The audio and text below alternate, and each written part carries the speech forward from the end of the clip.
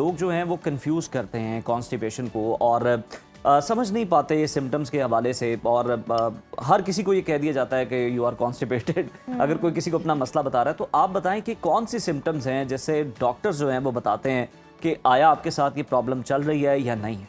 अच्छा, कॉन्स्टिपेशन वैसे तो एक बहुत कॉमन इशू है पाकिस्तान में, लेकिन हर दूसरे बंदे को आप एक क्रॉनिक कॉन्स्टिपेशन का मरीज़ नहीं कह सकते, क्योंकि हमारा एक क्राइटेरिया होता है जिसकी बेसिस पे हम डिटर्मिन करते हैं कि मसला कॉन्स्टिपेशन का वाकई है या नहीं। एक तो आपके सिम्टम्स के ऊपर डिपेंड करते हैं और प्लस आपकी टाइमिंग के ऊपर। अब मैं आपको 5 ऐसे सिम्टम्स बताऊंगी, अगर आपको इनमें से 2 भी सिम्टम्स आपको फील होते हैं और उनको होते हुए आपको 3 महीने से ज़्यादा हो गए हैं, तो you have a problem of constipation. पहली चीज़ जो बहुत कॉमन है कि आपको जो स्टूल है वो बहुत हार्ड आता है, ठीक है। दूसरी चीज़, जब भी आप बैठते हैं कमोड पे, आप अपने आप को रिलीव करना चाहते हैं तो आपको जोर लगाना पड़ता है, यानी आप रिलैक्स सही तरह कर नहीं पाते और आपको प्रेशर बिल्ड करना पड़ता है। तीसरी चीज़, अगर आप हफ्ते में 3 या उससे भी कम दफ़ा स्टूल पास करते हैं तो this means you have constipation का प्रॉब्लम। चौथी ये कि जब भी आप स्टूल पास करेंगे आपको लगेगा कि मुझे ना सेटिस्फैक्शन नहीं हुई, मुझे एक होती है ना आपको सेटिस्फैक्शन कि आई फील एम्प्टी एंड सुकून है, आपको ऐसा फील होगा कि नहीं अंदर कुछ रह गया है और अनईज सा फील होगा। और तीसरी चीज़ कि आपको लगेगा कि अभी तक वही पेट सही तरह खाली नहीं हुआ। ये हमारी तो ये पांचों होना जो है इस बात को इंश्योर करती हैं कि आप इस मसले से दो चार हैं, या फिर कोई एक भी हो तो आप इस मसले का शिकार इसमें से 2 आपकी होने चाहिए ना, 2 होने चाहिए। 2 अगर इनमें से कोई भी 2 आपके अंदर प्रॉब्लम्स हैं और उसको होते हुए आपको 3 मंथ्स तकरीबन हो गए हैं, अब ये नहीं है कि आपको ये रोज़ाना हो, लेकिन अक्सर भी होता है और इनमें से 2 जो हैं आपको अक्सर होते हैं फॉर द पास्ट 3 मंथ्स, तो यू हैव कॉन्स्टिपेशन। अच्छा डॉक्टर साहब, ये भी होता है जैसा कि आपने कहा है कि पाकिस्तान में ना कॉन्स्टिपेशन बड़ी कॉमन है, हाँ, लेकिन पाकिस्तान में लेकिन लोग ना इसको बहुत लाइट भी लेते हैं। तो ये बताइएगा कि आम तौर पर जो नॉर्मल स्टूल रूटीन है वो क्या होनी चाहिए? और पाकिस्तानियों में ये मसला क्यों है? आपने अपने जवाब के आगाज में भी ये बात। हाँ जी बिल्कुल। अच्छा, हमारा मसला ये कि पहले तो पाकिस्तान में ये कॉमन होता नहीं था, अब ये होने लग गया है जब से हमारी डाइट बहुत वेस्टर्नाइज हो गई है, ठीक है। वेस्ट में अगर आप देखें तो वहाँ पर ये मसला भी बहुत ज़्यादा है और अब यहाँ पर आने लगे सिंस हम नूडल्स की कंजम्पशन है, बिस्किट्स हैं और मैदा वगैरह जितने भी आपके पैकेज्ड फूड्स हैं, ठीक है, क्योंकि उसमें फ़ाइबर नहीं होता। और फाइबर एक चीज़ है, मैं आगे डिटेल में इंशाल्लाह बताऊँगी कि फ़ाइबर क्या चीज़ है और आपको कैसे ऐड करना चाहिए अपनी डाइट में। वो चीज़ है जो स्टूल को पैक करती है, उसकी कंसिस्टेंसी को, उसकी शेप को अच्छी करती है, ठीक है। और हमारे प्रोसेस्ड फूड्स इतने ज़्यादा हैं, वेस्टर्न डाइट इतनी अच्छी नहीं है, उसकी वजह से कि हमें कॉन्स्टिपेशन का मसला होता है। आइडियली जो आपने कहा कि एक जो हेल्दी इंसान है उसका डाइजेस्टिव सिस्टम अच्छा काम कर रहा है, उसको रोज़ाना स्टूल पास करना चाहिए और ideally in the morning at the same time. मतलब एक परफेक्ट जो गट हेल्थ होती है ना, वो ये कि आप सुबह उठें और आपको उठते ही हाजत हो और आप जाएं और आप अपने आप को रिलीव करें। और ज़रूरी नहीं है कि सेम टाइम पे हो, लेकिन अगर आप दिन में एक दफ़ा भी करते हैं तो ये बहुत अच्छी आपके लिए इलामत है। बिल्कुल ठीक है। अच्छा, हमें ये बताएं कि लोग अक्सर जो है वो कॉन्स्टिपेशन को बड़ा लाइट ले लेते हैं कि चलें ये कोई मसला चल रहा है, कोई ना कोई साशे ले लेते हैं, कुछ भी over the counter medical store पे जाके तो ये ठीक हो जाएगा। लेकिन आमतौर पर नॉर्मल अगर हम देखें तो कितने अरसे से ज़्यादा अगर आपको ये प्रॉब्लम रहे तो फिर ये आपकी आंतों के लिए बड़ी नुकसानदेह हो सकती है और फिर खुदा न खास्ता कैंसर, आंतों के कैंसर की तरफ भी लेके जा सकती है आप। अच्छा, ऐसा है कि बिल्कुल हम इसको बहुत ज़्यादा लाइटली लेते हैं। एक तो जैसे मैंने बताया कि आपको अगर 3 महीने से ज़ायद ये मसला आना शुरू हो जाए, अब ये है कि अगर ओवर द टाइम आपकी डाइट अच्छी नहीं है, प्रोसेस्ड फूड्स खाई जा रहे हैं, उसमें फाइबर नहीं है and there obviously full of chemicals. अब होता क्या है कि फॉर एग्जांपल फाइबर, पहले जब आप खाना खाते हैं ना तो पहले डाइजेशन होती है आपके ओरल कैविटी में, फिर आपके एसोफेगस से जब स्टमक में जाती है और आपकी जो छोटी आंत है यहाँ पर आपकी न्यूट्रिशन की और जो खाने का जो इम्पोर्टेंट मटेरियल है, विटामिन्स की, मिनरल्स की, उसकी एब्जॉर्प्शन होती है। अब जो वेस्ट मटेरियल होता है वो चला जाता है आपके लार्ज इंटेस्टिन में और बड़ी आंत में,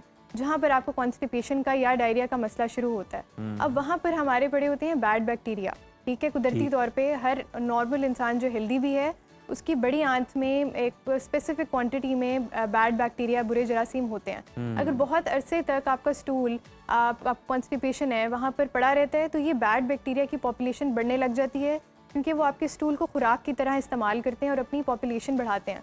अब ये एक अक्ल की बात है कि जब भी बैड बैक्टीरिया की पॉपुलेशन किसी भी एरिया में बढ़ेगी तो वो उसको यूज़ करते हैं इस खुराक, वहाँ पर वो सोजिश करते हैं, वहाँ पे वो आपके स्टूल को यूज़ करके फर्मेंट करते हैं। फर्मेंट करके वो कुछ टॉक्सिक गैसेस जैसे हाइड्रोजन सल्फाइड है, मीथेन है, ये प्रोड्यूस करते हैं। अब लोकली वहाँ पर अगर बैक्टीरिया इतने ज़्यादा हो गए हैं, वो ये टॉक्सिक गैसेस बना रहे हैं आपके स्टूल को यूज़ करके, तो वो आपकी इंटेस्टाइन की लाइनिंग को डैमेज करना शुरू कर देते हैं।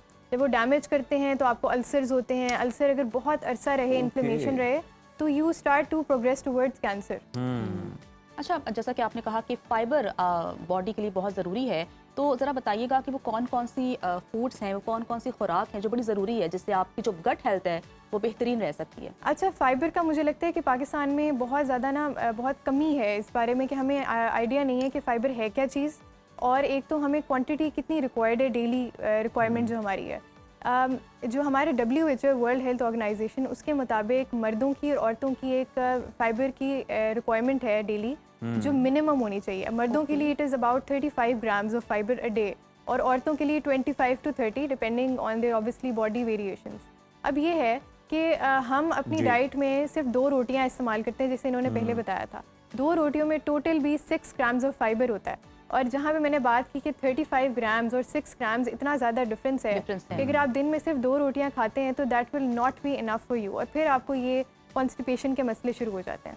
अब फाइबर आप कैसे बढ़ा सकते हैं? इसका सबसे आसान तरीका ये है कि जब भी आप रोटी लेना तो उसके साथ और चीज़ें भी अपनी डाइट में इंक्लूड करें। उसमें क्या आ सकती हैं? आपकी सब्जियां आ सकती हैं, आपके फल आ सकते हैं, ठीक है, और दालें आ सकती हैं। सिर्फ रोटी और गोश्त मत खाएं, ठीक है। लोगों को लगता है कि रोटी और गोश्त खा के बहुत अपने साथ अच्छा कर रहे हैं, उनकी बड़ी अच्छी सेहत रहेगी। नहीं, साथ हमेशा आप कुक्ड वेजिटेबल्स लें, आप दालें लें। और फाइबर में भी ना 2 टाइप्स होती हैं, एक होती है सॉल्युबल फाइबर और इनसॉल्युबल फाइबर। इसकी एक तवाज़ुन और बैलेंस होना बहुत ज़रूरी है। अगर आप बहुत सॉल्युबल फाइबर ले लेंगे आपको कॉन्स्टिपेशन हो जाएगी, अगर आप बहुत इनसॉल्युबल फाइबर ले लेंगे आपको डायरिया हो जाएगा। तो इसका एक बैलेंस मेंटेन करना बहुत ज़रूरी है। सॉल्युबल फाइबर में हमारे पास वो सारी चीज़ें आती हैं, जब आप पानी में उसको मिक्स करें तो वो जेल नुमा एक सब्सटेंस बना दे, जैसे हमारा इस्पगोल है, जैसे आपके बनाना है, जैसे आलू है, जैसे जौ है, ओट्स वगैरह हैं, ये सॉल्युबल फाइबर हैं।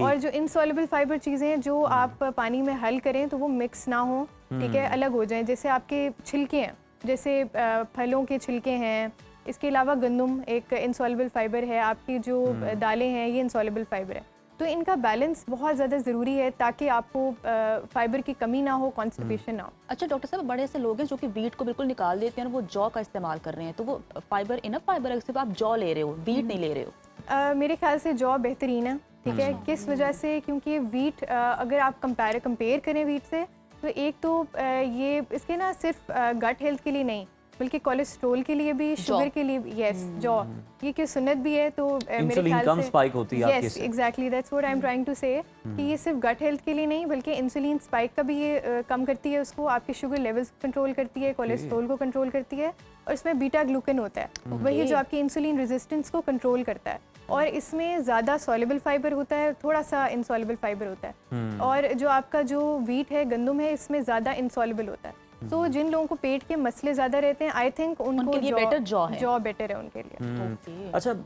डॉक्टर दुआ, हमें ये भी बताएं कि कुछ लोग जो हैं वो कंप्लेन कर रहे होते हैं, बल्कि ज़्यादातर हम सुनते हैं कि ब्लॉटेड हैं हम, और क्या उन्हें भी ये कॉन्स्टिपेशन के इशू होते हैं?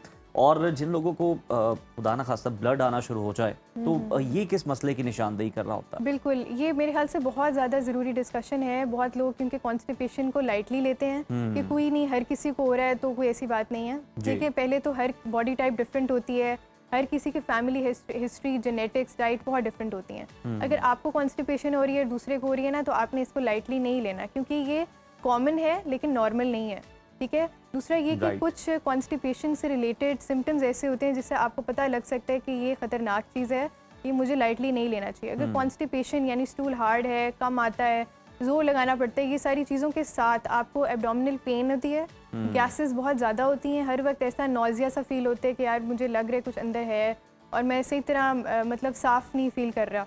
दूसरा, अगर आपको वेट लॉस हो रहा है और आपको ब्लीडिंग भी फील होती है स्टूल में। अच्छा, ये भी एक मैंने नोटिस किया कि लोग अपना तो अजीब बात है, फ़नी बात है, लेकिन मेरे ख्याल से आपको ना जब आप स्टूल रिलीव करें तो आपको देखना चाहिए कि स्टूल कैसा है, ठीक है। लोग फ़ौरन फ्लश कर देते हैं, लेकिन मेरे ख्याल से जो आपका स्टूल है, आपके गट हेल्थ के बारे में, आपके अंदरूनी जिस्मानी जो आपकी हालात हैं उसके बारे में एक आईना होता है, ठीक है। वो बताता है कि अच्छा स्टूल अगर सही नॉर्मल पास हुआ है तो आई एम फाइन, लेकिन अगर बहुत हार्ड है, बहुत लूज़ है, इसका मतलब है कि अंदर कोई मसला चल रहा है। तो आप Okay. ज़रूर एक दफ़ा देखा करें। इवन दो ये बहुत ग्रोस बात हमें लगती है कि ये कैसी बातें कर रही हैं, लेकिन क्योंकि मैं इस चीज़ की देखिए ज़रूरी बातें हैं, अब ये ज़रूरी बातें हैं। मसला है लोगों का, अब इसको हल बिल्कुल, तो करना है ना, फिर बिल्कुल। आपके पास कोई आप कुछ सिम्टम पूछें तो कोई हाँ, बता ही ना पाए, ऐसे तो ही है। आप किस तरह से उसको ट्रीट कर सकते हैं? बिल्कुल ऐसे ही। मैं इनफैक्ट जब भी मेरे पास लोग कॉन्स्टिपेशन या डायरिया के लाते हैं ना, तो एक ब्रिस्टल स्टूल चार्ट होता है हमारे पास, उसमें ठीक। टाइप्स ऑफ स्टूल्स होते हैं, ठीक है, और उसको देख के मैं उनसे पूछती हूँ कि आपको किस तरह का स्टूल आता है, और वो कहते हैं अच्छा मैंने कभी नोटिस नहीं किया, और इस तरह मैं कहती हूँ आप नेक्स्ट टाइम नोटिस करें और फिर मुझे बताएं। अच्छा ये बात होती है। हमें ये भी बताएं, आपने फाइबर का भी बता दिया कि हमने पूरा करना है उसको, और ये सारी चीज़ें जो हैं हमने ये जो पेट में गैसेस बनती हैं ये किस वजह से बनती हैं, कौन सी डाइट है जो कि ये क्रिएट करती हैं, और इनसे बचा कैसे जा सकता है? अच्छा, गैसेस का जैसे मैंने आपको बताया ना कि ये बैक्टीरिया फर्मेंट करते हैं हमारे फूड को। अब हमारी जो बड़ी आंत है ना, उसके अंदर बैड बैक्टीरिया होते हैं, ठीक है, कुदरती तौर पर होते हैं। जब भी कोई खाना बहुत अरसा आपकी बड़ी आंत में पड़ा रहेगा स्टूल की फॉर्म में, तो वो बैड बैक्टीरिया उसको खुराक की तरह यूज़ करने लग जाते हैं। वही स्टूल को वो यूज़ करके जो आपका अनडाइजेस्टेड फूड है, टॉक्सिक वेस्ट है आपका, उसको यूज़ करके ना फर्मेंट करते हैं और गैसेस बनाते हैं। वही गैसेस आपको ब्लोटिंग और ये वाली फीलिंग आती है कि अच्छा मुझे Okay. बहुत गैस हो रही है, और वो बहुत जब ज़्यादा बढ़ जाता है तो फिर आपको पेन भी होना शुरू हो जाती है। तो उसको हम कहते हैं, और definitely if you bloated this means कि आपके अंदर टॉक्सिक वेस्ट है and you need to get rid of it.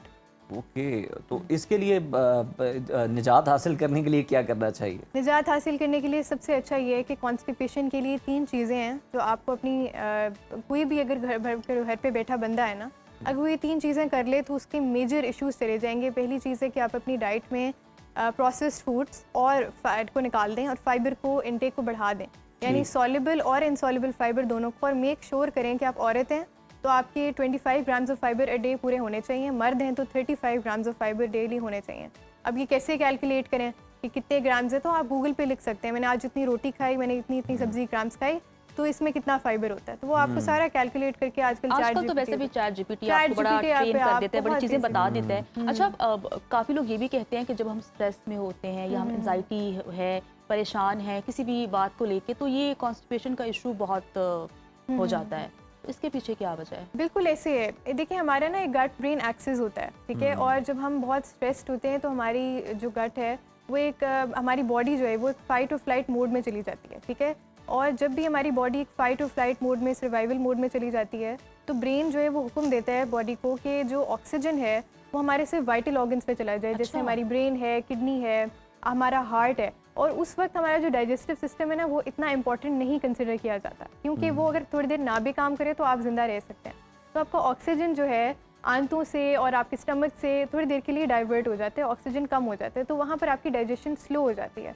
तो बहुत सारे लोगों को स्ट्रेसफुल सिचुएशंस में, स्पेशली आप देखेंगे जो स्टूडेंट्स होते हैं उनको या तो डायरिया हो जाता है या कॉन्स्टिपेशन हो जाती है एग्जाम से कुछ देर पहले। तो यही होता है कि स्ट्रेस मोड में आपका ऑक्सीजन जो फ्लो है वो आपके गट की तरफ से, आपके इंटेस्टिन्स की तरफ से डाइवर्ट होकर आपकी हार्ट, आपकी किडनी, आपकी ब्रेन की तरफ चला जाता है। आपकी पेरिस्टाल्टिक मूवमेंट्स जो कॉन्ट्रैक्शंस हैं वो रुक जाती हैं और कॉन्स्टिपेशन होना शुरू हो जाती है। तो इसका हल क्या है? इसका हल इंस्टेंट सोल्यूशन तो होना चाहिए ना? इंस्टेंट सोल्यूशन एक तो ये कि आप अपना नर्वस सिस्टम रेगुलेट करें, ठीक है, एग्जाम को इतनी बड़ी हवा मत बनाएं, इट्स जस्ट रेगुलर एग्जाम। यहाँ पर कोई भी सिचुएशन होती है हम उसको सर पे बहुत सवार कर लेते हैं। दिस डेफिनेटली नीड्स काउंसलिंग, और वही है कि आप इसके लिए काउंसलिंग लें, ब्रीदिंग टेक्निक्स होती हैं, नर्वस सिस्टम की रिलैक्सेशन होती है। दूसरा मेरे ख्याल से कॉन्स्टिपेशन के लिए जैसे मैंने डाइट का बताया कि एक तो फाइबर ऐड करें, दूसरी बहुत इंपॉर्टेंट चीज़, अगर आप पानी नहीं पीते ना 2 लीटर या 2 लीटर से ज़्यादा, मैं उन लोगों की बात करी जिनका 40 या 50 kg से ऊपर का वेट है, ठीक है, तो आप फाइबर बेशक दुनिया जहाँ का खा लें आपको फिर भी कॉन्स्टिपेशन रिलीव नहीं होगी, क्योंकि फाइबर के साथ जो वाटर है ना it acts as a moisturiser to push it through your intestine smoothly. तो फाइबर खा रहे हैं, पानी नहीं पी रहे, फिर भी कॉन्स्टिपेशन वर्स होगी, ठीक नहीं होगी। और इसके साथ एक आखिरी चीज़ कि आपको एक्सरसाइज लाजमी करनी चाहिए, ठीक है। अगर आप खाना खा के फ़ौरन लेट जाते हो, कहते हैं ना कि आपको खाना खाने के बाद थोड़ा सा चहलकदमी करनी चाहिए, वो इसीलिए कहते हैं कि जब आप मूव करते हैं, वॉक करते हैं, तो आपकी एब्डोमिनल मसल्स जो हैं ये ऑब्वियसली कॉन्ट्रैक्ट होती हैं, और इसके पीछे जो आपके ऑर्गन्स पड़े हैं वो भी कॉन्ट्रैक्ट होते हैं, वो भी स्टिमुलेट होते हैं। और फिर आपकी कॉन्ट्रैक्शंस जो हैं आंतों की बढ़ती हैं और अच्छा आपको डॉक्टर दुआ, मैं लास्टली ये बता दें, कुछ लोग जो हैं वो मिरर में देख के ये कह रहे होते हैं कि कुछ दिन इस तरह के आ जाते हैं कुछ वीक में, मंथ में, जिसमें वो उन्हें लग रहा होता है कि उनका पेट जो है वो बहुत ज़्यादा फूला हुआ है। वो कहते हैं कि यार ये हमारा असल पेट तो ये है ही नहीं है, अब ये पता नहीं क्यों हुआ है। तो इंस्टेंट उसके लिए रिलीफ जो है, एक तो मसला क्या हो रहा होता है, और इंस्टेंट रिलीफ के लिए ताकि वो नॉर्मल अपनी रूटीन के अंदर आ जाए, क्या चीज़ आप रेकमेंड करती हैं? कंपनी का नाम आप ना ले, लेकिन आपको फॉर्मूला जो है वो बता सकते हैं। अच्छा, इसके लिए ना we need to see the gender as well, और इसमें बहुत सारे लाइफस्टाइल रिलेटेड फैक्टर्स भी होते हैं। जो फीमेल्स को जो ब्लोटिंग होती है ना, ज़्यादातर वो हार्मोनल इम्बैलेंस की वजह से होती है, Right. या आप कह लें कि क्योंकि औरतों की जो मेंस्ट्रुअल साइकिल होता है पूरा मंथ वो चेंज होता है। आपको पता होगा कि 4 फेजेस होते हैं, फॉलिकुलर है, ल्यूटेल है, और आपका मेंस्ट्रुअल फेज़ है, ठीक है, उसके बाद पोस्ट रिकवरी फेज़ है। तो उसमें आप, और औरतों का जो हार्मोनल इशू होता है उसकी वजह से ज़्यादातर उन्हें ब्लोटिंग होती है।